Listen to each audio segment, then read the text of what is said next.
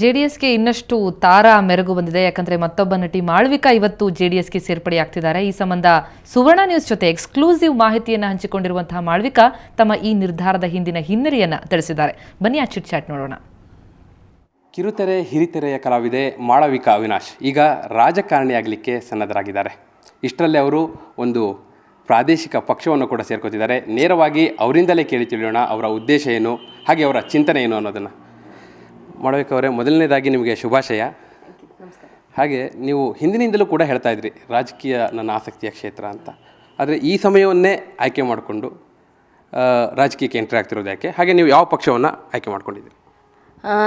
ಸಮಯ ಈಗ ಪ್ರಾಯಶಃ ಯಾತಕ್ಕಾಗಿ ಸೂಕ್ತವಾಗಿದೆ ಅಂದರೆ ನನ್ನ ಮಗನಿಗೆ ಸುಮಾರು 4 ವರ್ಷ ಆಗ್ತಾ ಬಂತು.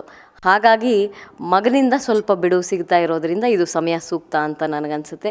ಅದನ್ನು ಬಿಟ್ಟು ಬೇರೆ ಯಾವುದೇ ರೀತಿಯ ರಾಜಕೀಯ ಒತ್ತಡಗಳಾಗಲಿ ಅಥವಾ ರಾಜಕೀಯ ಪರಿಸ್ಥಿತಿಯಿಂದಾಗಲಿ ನಾನು ಈ ತೀರ್ಮಾನವನ್ನು ತೆಗೆದುಕೊಂಡಿಲ್ಲ. ಮೊದಲನೇದಾಗಿ ಹೇಳಬೇಕು ಅಂದರೆ ನನಗೆ ನಾನು ಪ್ರಾರಂಭ ಅಂತ ಹೇಳೋದು ಚಿಕ್ಕಂದಿನಿಂದಲೂ ಆಸಕ್ತಿ ಇದ್ದದ್ದು ರಾಜಕೀಯದಲ್ಲೇ. ಅಭಿನಯಕ್ಕೆ ಬಂದಿದ್ದು ಅದು ಭಾಳ ಚಿಕ್ಕ ವಯಸ್ಸಿನಲ್ಲಿ ಬಂದಿದ್ದರಿಂದ ಅದು ಯಾತಕ್ಕಾಗಿ ಅಭಿನಯಕ್ಕೆ ಬಂದೆ ಅಂತ ನನಗೆ ಇನ್ನೂ ಸ್ಪಷ್ಟವಾಗಿ ಇದು ಗೊತ್ತಾಗಿಲ್ಲ. ಅದು ಹಾಗೆ ಬೆಳ್ಕೊಂಬಂದ್ಬಿಟ್ಟಿದೆ. ಆದರೆ ರಾಜಕಾರಣಿ ಆಗಬೇಕು ಅಂತ ಅಂದ್ಕೊಂಡಿದ್ದೆ. ನಾನು ಕಾನೂನಿನ ವ್ಯಾಸಂಗಕ್ಕೆ ಸೇರಿದ್ದು, ಕಾನೂನಿನ ಕಾಲೇಜ್ ಸೇರಿದ್ದು. ಹಾಗಾಗಿ ಬುದ್ಧಿ ಬಂದಾಗಲಿಂದ ರಾಜಕೀಯದ ಬಗ್ಗೆ ಅಪಾರವಾದ ಆಸಕ್ತಿ ಇದೆ. ಕೆಲವರು ಅಧಿಕಾರಕ್ಕಾಗಿ ರಾಜಕೀಯ, ಕೆಲವರು ಸೇವೆಗಾಗಿ ರಾಜಕೀಯ ಅಂತಾರೆ. ಸೇವೆಗಾಗಿ ರಾಜಕೀಯ ಅಂತ ಹೇಳ್ಕೊಂಬಂದು ಶೋಕಿಗಾಗಿ ರಾಜಕೀಯ ಮಾಡ್ತಾರೆ. ಈ ರೀತಿಯೆಲ್ಲ ಬಗೆ ಬಗೆ ಇದೆ. ನಿಮಗೆ ಯಾತಕ್ಕಾಗಿ ರಾಜಕೀಯ? ದುಡ್ಡನ್ನು ತೋರಿಸಿ ಮತಗಳನ್ನ ಪಡೆಯೋರಿಗಿಂತ ಅದರೊಂದಿಗೆ ಸ್ವಲ್ಪ ಮಟ್ಟಿಗೆ ನನ್ನ ಕಾನೂನಿನ ಅರಿವು ಇರೋದರಿಂದ ಪ್ರಾಯಶಃ ಅದು ಬಳಕೆಗೆ ಬರುತ್ತೇನೋ, ಸ್ತ್ರೀ ಪರ ಕಾಳಜಿ ಇರೋದ್ರಿಂದ ಅದು ಬಳಕೆಗೆ ಬರುತ್ತೇನೋ. ಇವೆಲ್ಲವೂ ಕಾರಣ ಅಲ್ವೇ ನನಗೆ. ಈಗ ನಾನು ಒಂದು ಪಕ್ಷವನ್ನು ಸೇರ್ತೀನಿ ಅಂದರೆ ಆ ಪಕ್ಷಕ್ಕೂ ನನ್ನ ಬಗ್ಗೆ ಪ್ರೀತಿ ಇದೆ ಅಲ್ವಾ? ಆ ಪಕ್ಷಕ್ಕೆ ನನ್ನ ಬಗ್ಗೆ ಪ್ರೀತಿ ಇರೋದು ಈ ಎಲ್ಲ ಕಾರಣಗಳಿಗೆ.